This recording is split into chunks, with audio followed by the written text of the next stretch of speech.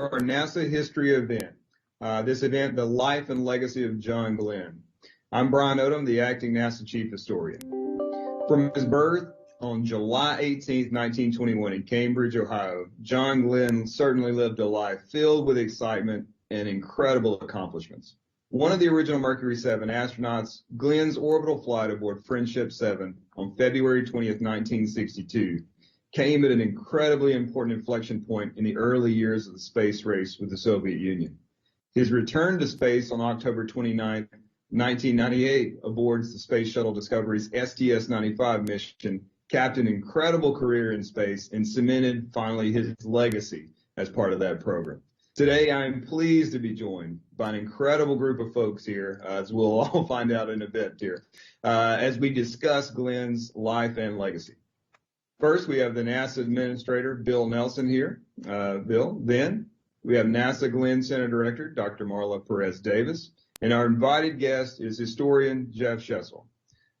First, I'd like to welcome Dr. Perez-Davis to start us off before turning to our discussion with Jeff, the author of the new book, Mercury Rising, John Glenn, John Kennedy, and the New Battleground of the Cold War.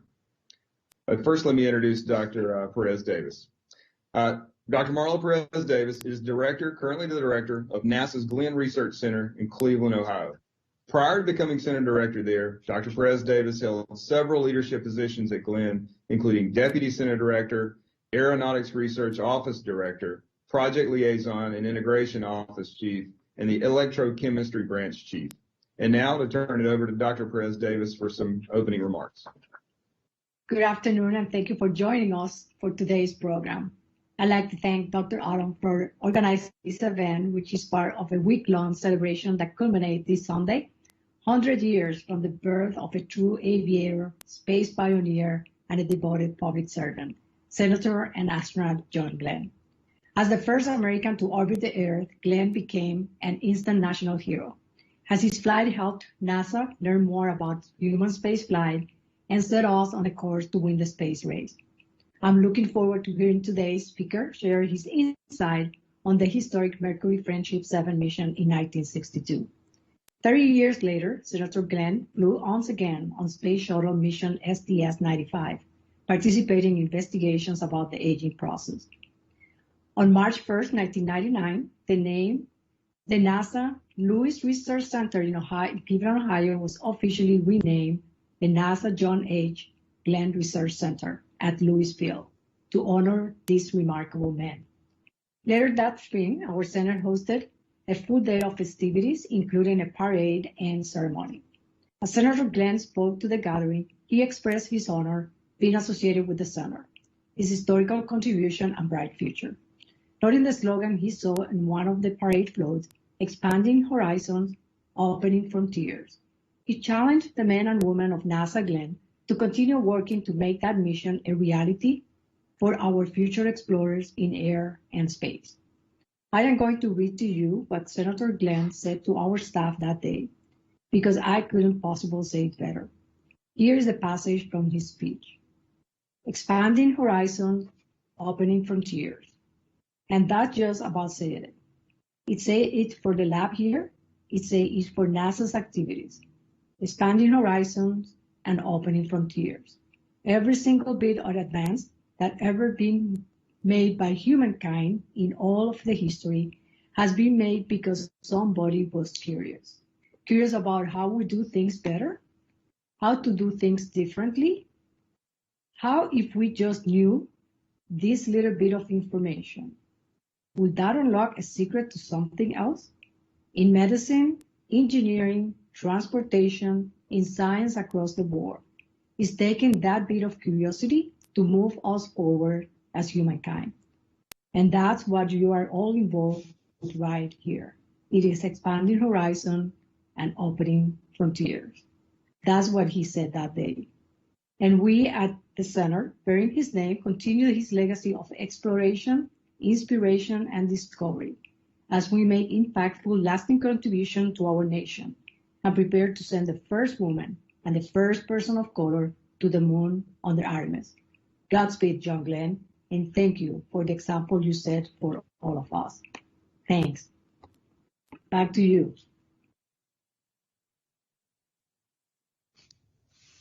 You're mute.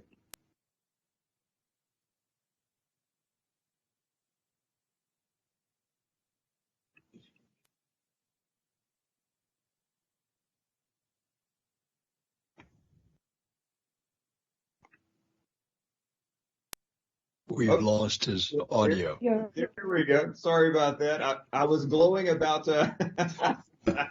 everything brilliant I was going to say. I said while I was muted, so we'll say that. No. Thank you so much, Dr. Perez Davis. Really appreciate that. And the inspiration, certainly that we draw from Glenn's life, you encapsulated that. Now I'd like to, welcome our someone who needs no introduction, obviously, our NASA administrator, Bill Nelson, to the stage and introduce our guest, Jeff Shesol. First, Jeff is the author of several works here, notably the one we'll talk about today, Mercury Rising, but also Supreme Power, Franklin Roosevelt versus the Supreme Court, and Mutual Contempt, Lyndon Johnson, Robert Kennedy, and the Feud that defined a decade, both selected as New York Times Notable Books of the Year. He is a former speechwriter for President Bill Clinton and is a founding partner of West Wing Writers.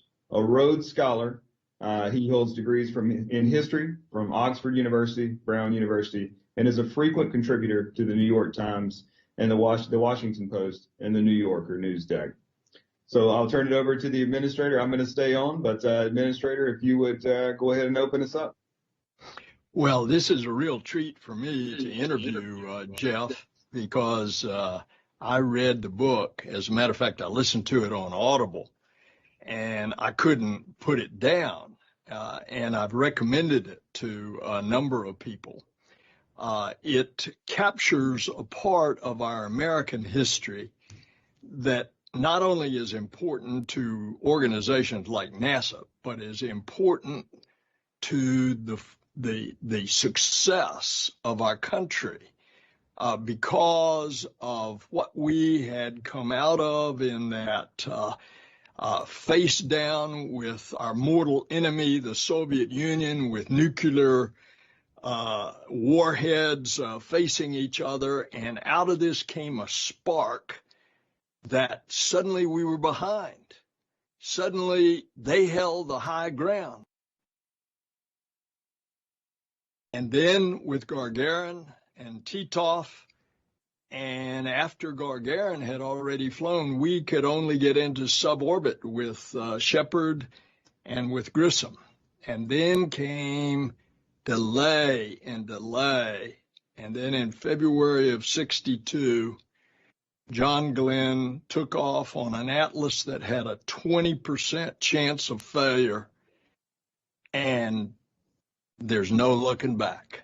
And America won that space race, which ultimately allowed us to have a partnership with the then Soviet Union in Apollo-Soyuz.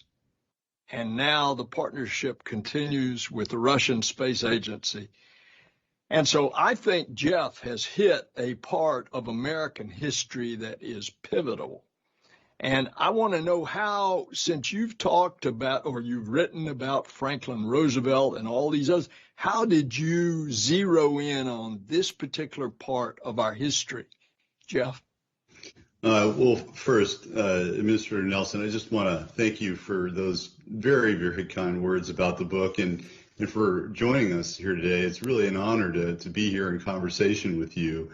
And I want to thank Dr. Odom and Dr. Perez Davis for your comments and for joining us as well. It's really a thrill for me, a treat. And I appreciate what you said about the context of the book and the story that I'm trying to tell. Like a lot of American kids, I grew up fascinated by space and fascinated by the individuals who'd flown into space and the heroic accomplishments of those Americans. But as I looked back from a recent vantage point, I wanted to understand a little more the significance of John Glenn's flight. I understood that he had become the first American to orbit the Earth and that alone guaranteed him a place in history. But the reaction to Glenn's flight seemed almost wholly out of proportion to that simple fact. It was significant, but why was it so significant? And I think it really comes back to the Cold War context, as you, Administrator Nelson, described, that the space race, we have come to think of the space race as something that happened over here on its own timeline, and the Cold War was happening there in Berlin and in Cuba and in Southeast Asia. But at the time, they were understood to be part of the same conflict. That was certainly how President Kennedy understood them. That was certainly how the Mercury astronauts and everyone at NASA understood them, that it was part of this greater global struggle between two systems, between freedom and totalitarianism.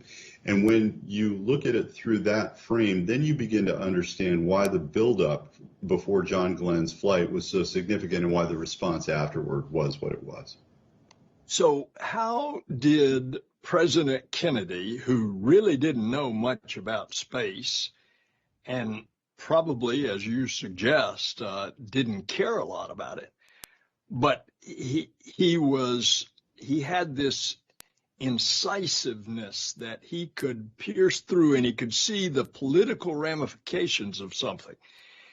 And he saw that this was a moment in time with a technological program that could vault America into the lead. How did he come to that conclusion?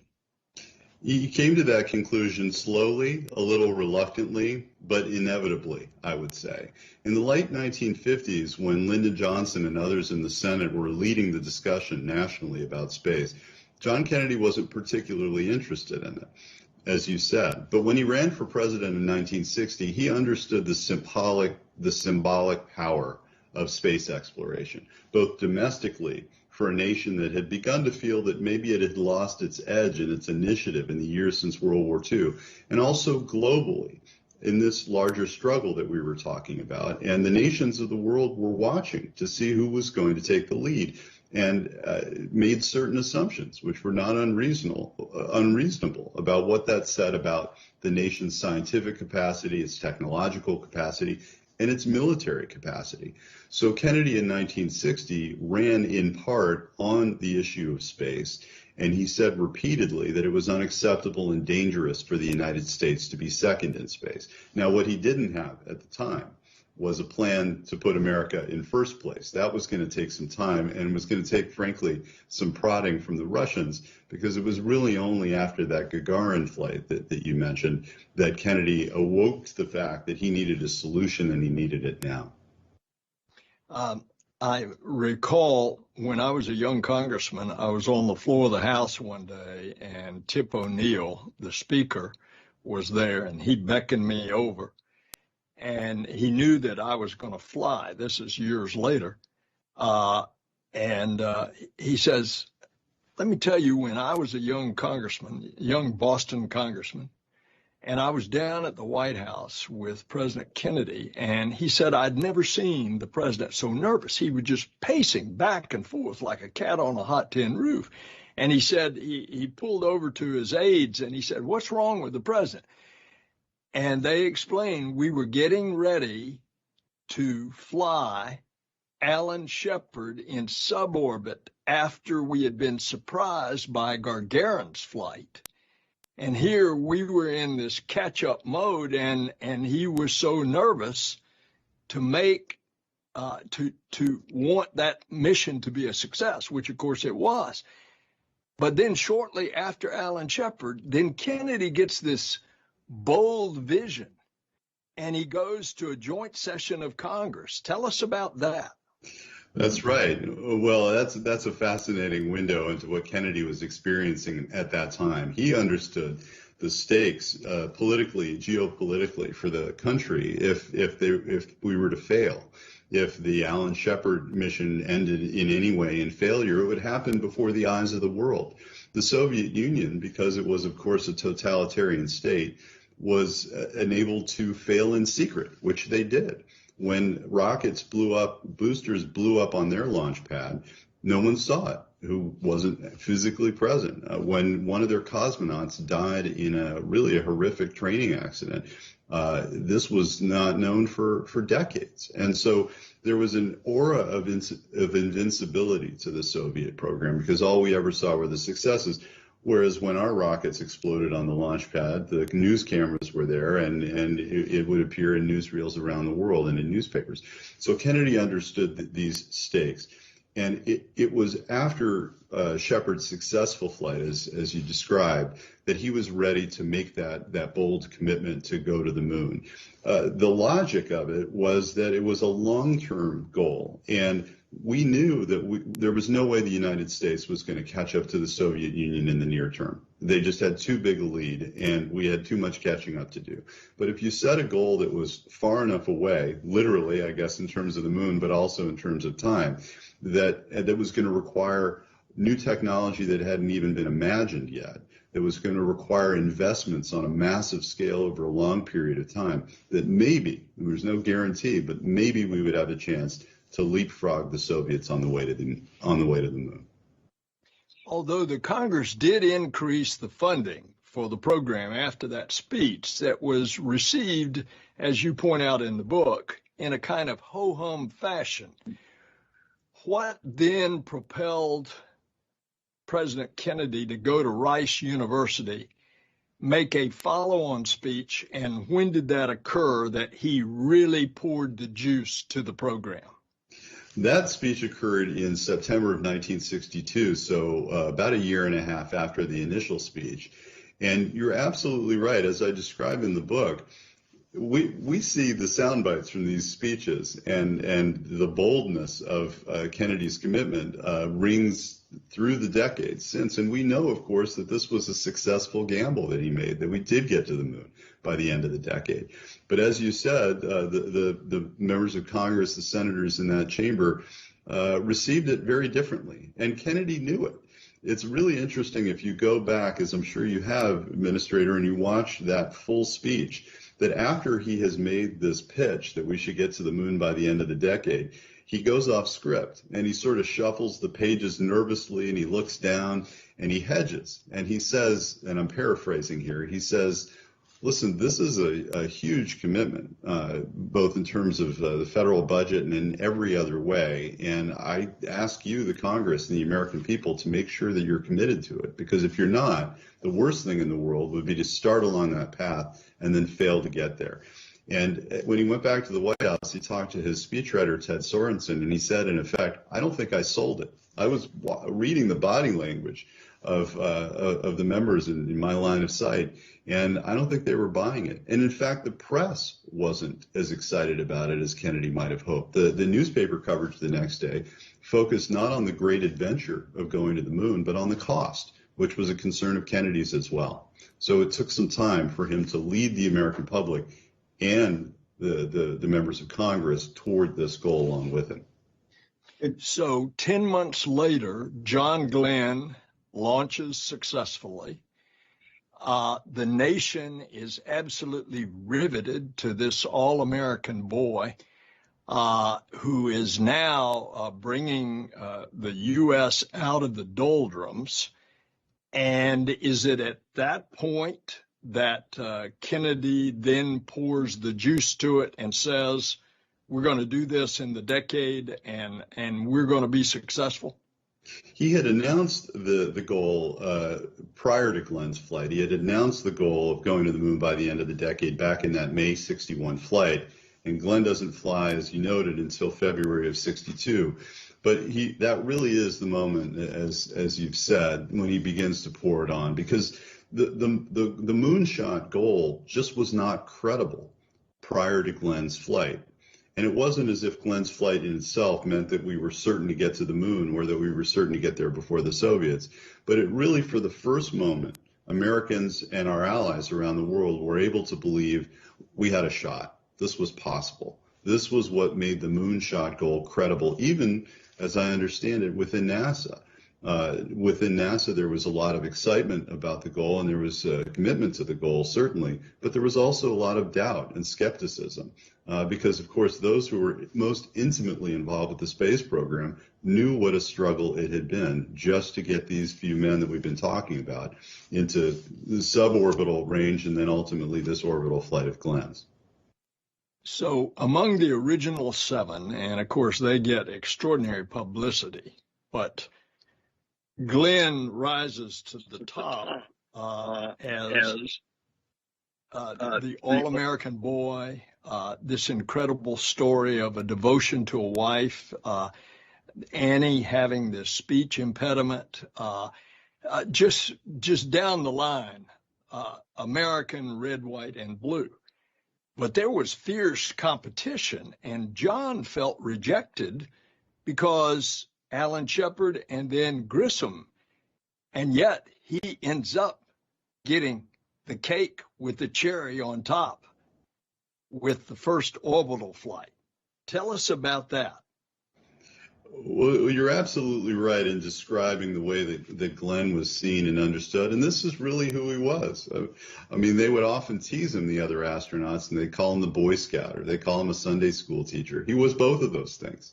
He was also, and they knew this as well, he was also the most decorated combat pilot of the entire group.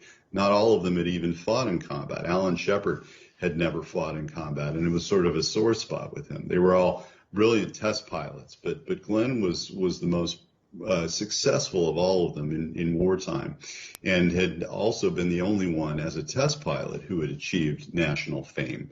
He, in 1957, had set a speed record, flying a Crusader jet from Los Angeles to Brooklyn in 3 hours and 23 minutes. And he wound up on the front page of every newspaper in America.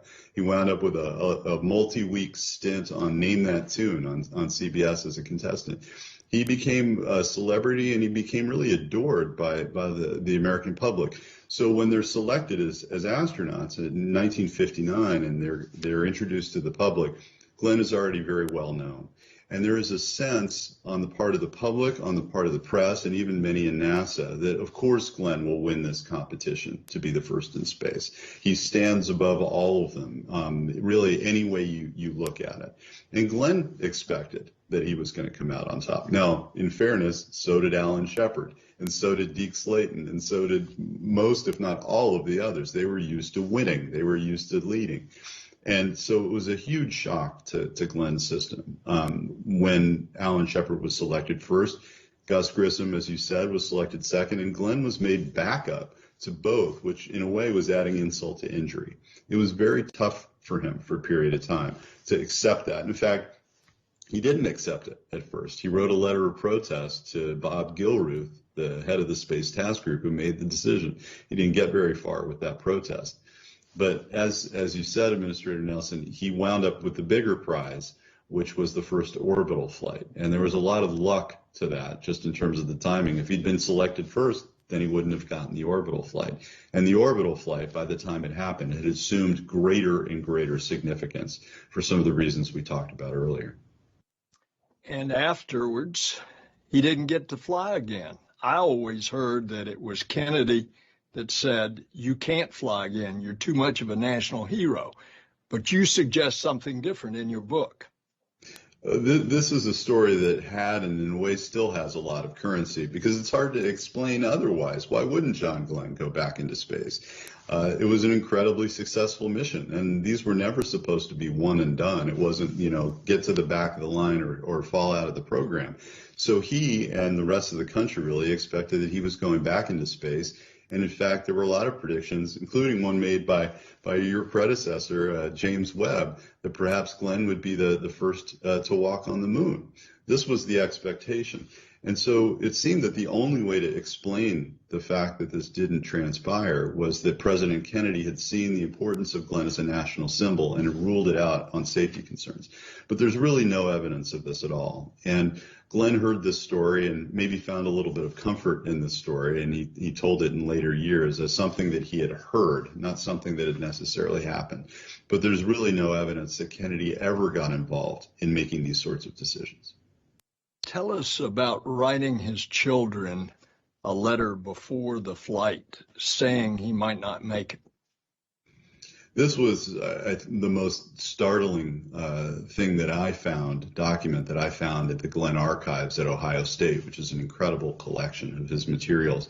And I wasn't looking for it. There's always a serendipity to these sorts of research missions. And there it was in a folder, and it took me a little while to figure out what it was. It was a script that he had written for, as you said, a recording that he made that was meant to be played for his children, who were teenagers, his two kids, if he didn't come back alive.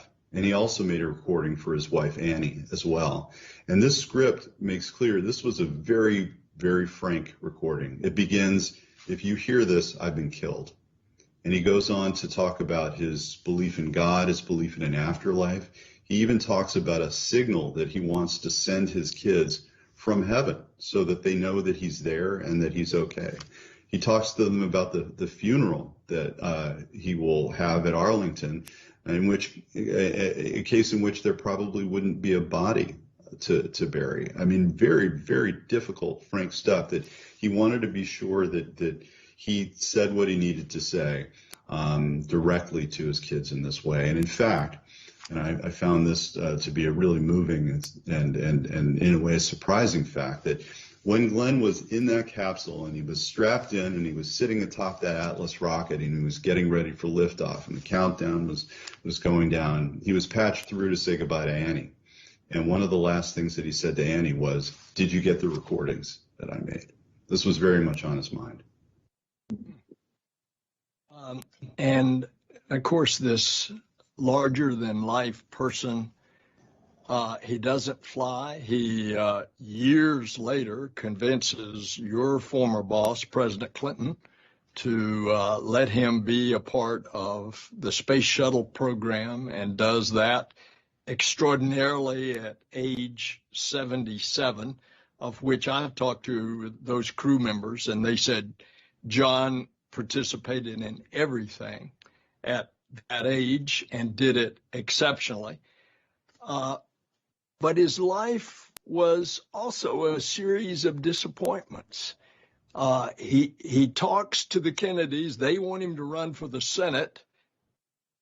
He slips in the bathroom, has an inner ear problem, has to back out of the first Senate race, runs the next Senate race and loses.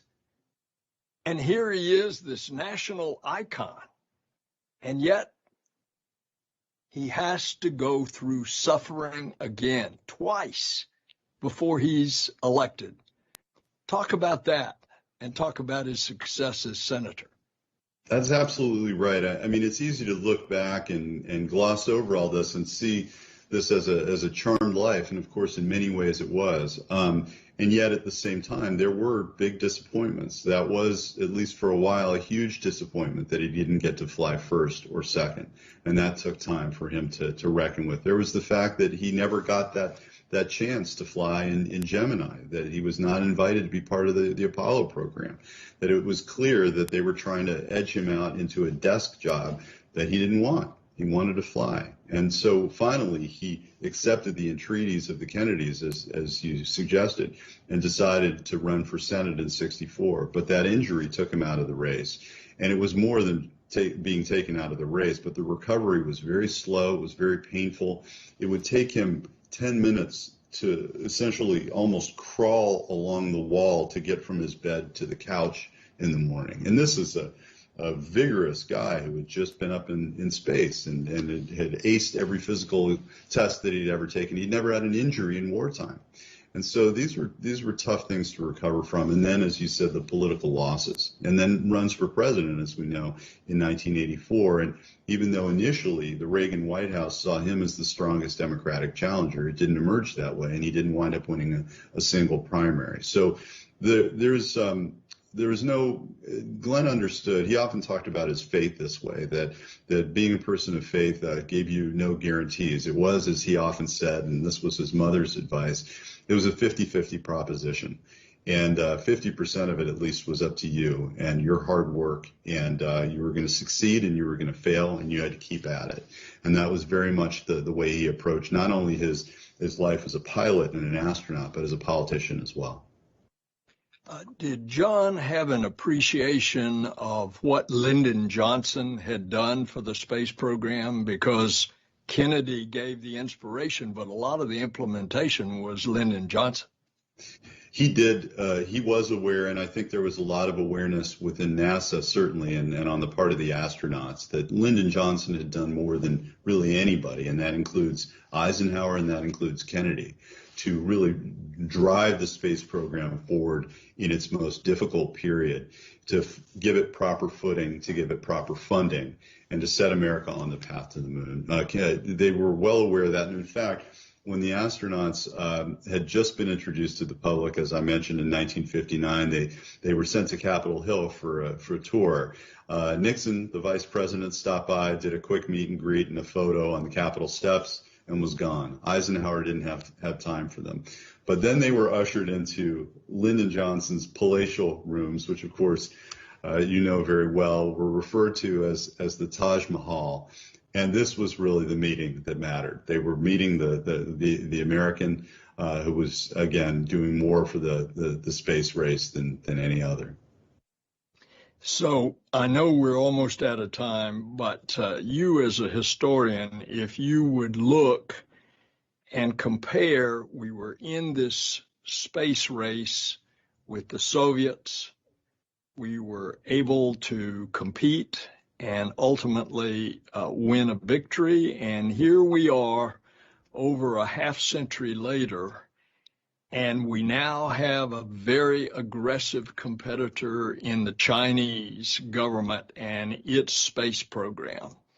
And they are challenging right and left, and make no bones about it publicly that that's what they're doing. You want to compare the two space races? Absolutely. And I think I have followed with interest your statements and your leadership on this issue. You've been very clear about the challenge that we face from China in space. And of course, the relationship, as President Kennedy often stressed, as Lyndon Johnson stressed, the relationship between what happens in space and what happens on Earth. And these things are not separate. And they are part of, as you have said, Administrator, they're part of the same larger struggle, again, between freedom and totalitarianism in our own era. Sometimes it takes a competition like this to get America to wake up and get up and commit to the fight. But I think what's clear now, what I hope is clear now, is what became clear to President Kennedy in 1961, that there was no backing out, there was no opting out, that this was a challenge that if we were not going to engage in it on our terms, then our adversaries were going to set the terms. And they did not always have the peaceful purposes that we did. They did not always intend in space to act, as the Space Act said, on behalf of all mankind. And so I think that there's no opting out. This is a challenge that whether we created it or not, we must engage in it. It's important, not just symbolically, but in all sorts of practical ways. Well, Jeff, it's been a delight for me to interview you, and I am looking forward to reading anything else that you write, because the words came to life off the page to me. And thank you for the insight that you have at a critical time. People often forget. Just think, in that era, when John flew, Kennedy had been embarrassed by Khrushchev in Europe in their first summit. Shortly around, he had the embarrassment of the invasion at the Bay of Pigs in Cuba. Then in October of '62, he went into that terrible confrontation on the Cuban Missile Crisis, where we almost had an exchange of nuclear weapons. And all of this melee, John Glenn is taking the hopes of America into the heavens. So thank you for capturing that, and you've done it so well. Well, thank you, Administrator. Thank you for your generous comments and for inviting me to talk with you today. It's been a real thrill and a real honor. Well, good. Look forward to visiting. I do too. Guys, this has been incredibly, as a historian, just to sit and listen to you guys have this conversation is incredibly important because you bring out the issues that are at play here, right? Why is it that history matters? Why is it that knowing this history is important, right? And I think you've done a great job, Jeff, of laying that out. And Administrator Nelson, you've asked the right questions to get to that context because the context is so important to the history. We may remember the people and the events and the dates and the times and all of this, but knowing how these things are laying within this context is important. And Jeff, as a final question, really, and kind of to one of the administrator's points, you've spent a lot of time in this history, and as a historian, how did you get to those documents? And you mentioned the serendipity of that, but what's next? And if if the history office can provide you with anything, or you can get your hands on new documents, where might this story go that it hasn't gone already? And what context, what might we know in the future from your work?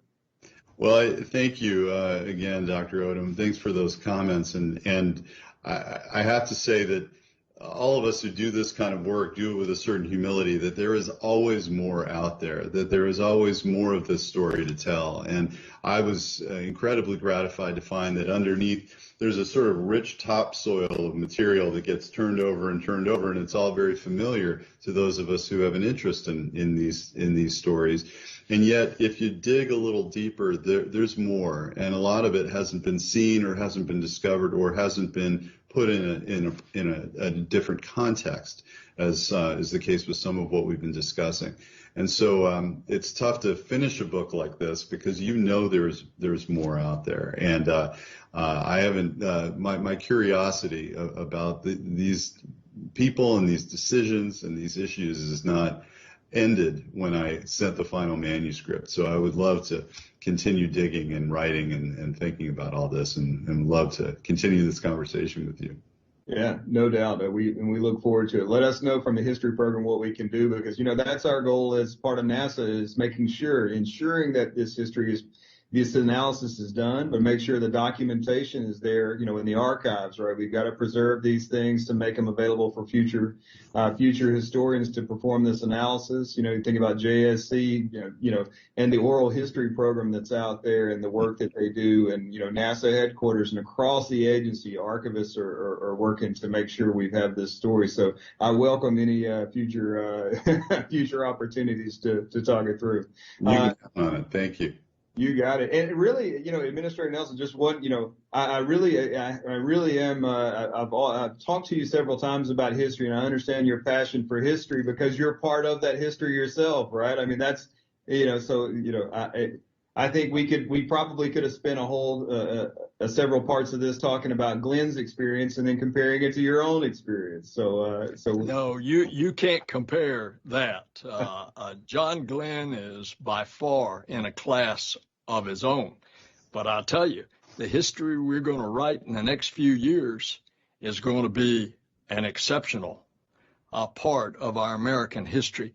And I suspect in a time in which we are so politically divided that we are going to see our nation's space program going back to the moon, the first woman, the first person of color, getting prepared to go to Mars with humans.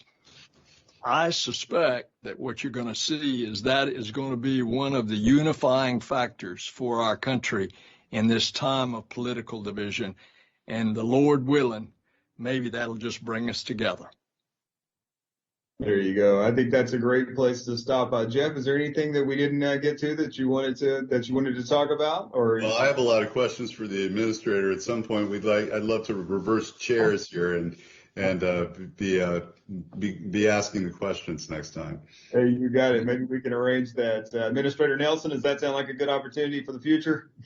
I'm on.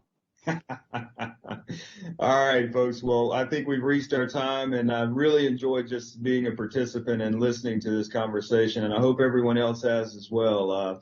And Administrator Nelson, Jeff, thank you for participating. Administrator Nelson, thank you. Jeff, appreciate the research. You've done an incredible job here. So folks, look forward to capturing that history going forward and in other events in the future. But from now, we're going to sign off, and thank you for joining us, both of you. Dr. Perez Davis, thank you for those kind, inspiring open remarks. And I think we're good. Everybody have a great day. Thank you.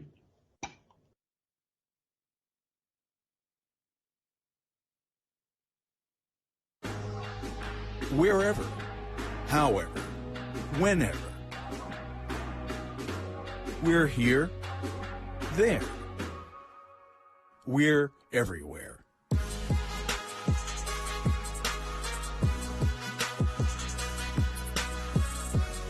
NASA Space Communications and Navigation. Exploration enabled. Well, in my left hand I have a feather. In my right hand